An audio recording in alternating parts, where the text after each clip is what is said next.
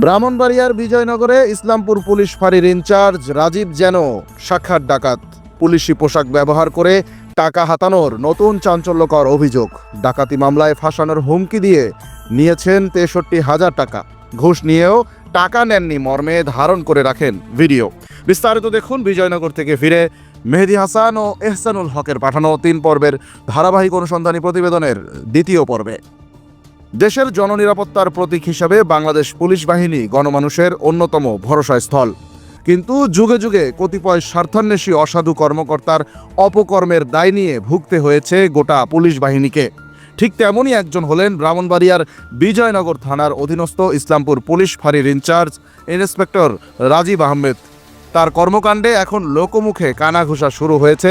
Inspector Rajib নিজেই পুলিশের পোশাকে সাক্ষাৎ ডাকাত। কারণ ডাকাতরা যেমন ভয়ভীতি দেখিয়ে সাধারণ মানুষের টাকা হাতিয়ে নেন, ইন্সপেক্টর রাজীবও টাকা কামাতে ঠিক একই পন্থা বেছে নিয়েছেন।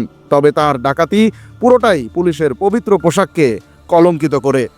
সম্প্রতি তার বিরুদ্ধে বিজয়নগরের ইসলামপুর পুলিশ ফাঁড়ির ইনচার্জ রাজীবের বিরুদ্ধে ঘুষ বাণিজ্যের অভিযোগ এমন শিরোনামে ধারাবাহিক অনুসন্ধানী প্রতিবেদনের প্রথম পর্ব প্রকাশিত হলে ব্যাপক তোলপাড় সৃষ্টি হয়।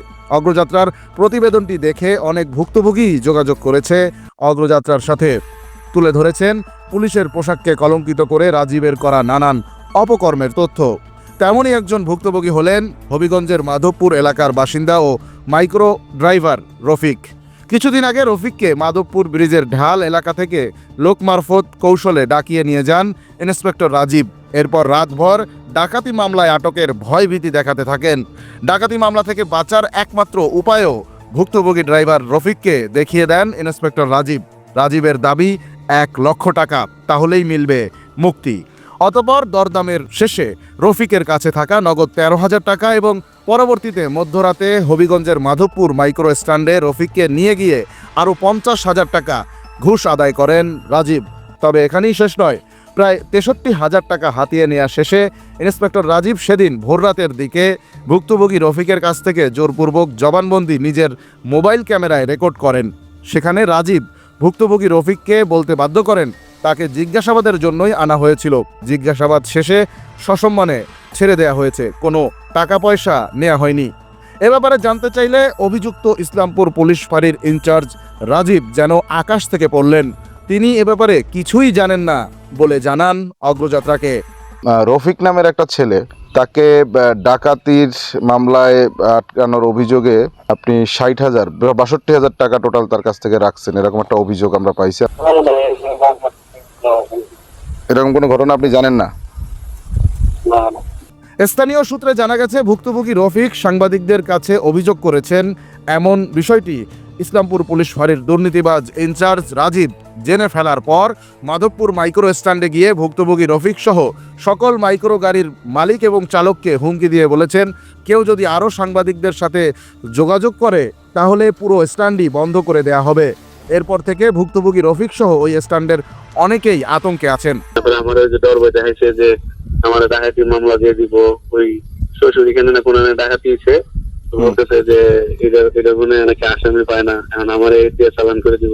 পরে লাস্টে আমার কাছে একটা ভিডিও রাখছে, সারা রাখছে একটা, যে আপনার সাথে আমাদের কোনো টাকা পয়সার লেনদেন হয়েছে কিনা বা কোনো পাওনা হয়েছে কিনা আমরা জিজ্ঞাসা সন্দেহভাজন আপনার জিজ্ঞাসাবাদ করার জন্য আনছিলাম।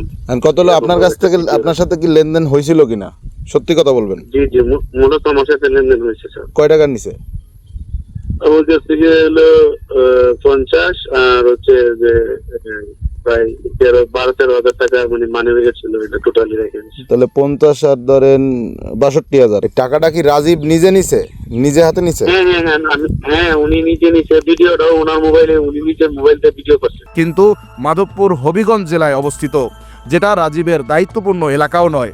আর এতেই প্রমাণিত হয় পুলিশের পোশাকে দুর্বৃত্তায়নের দিক থেকে ইন্সপেক্টর রাজীব কতটা বেপরোয়া।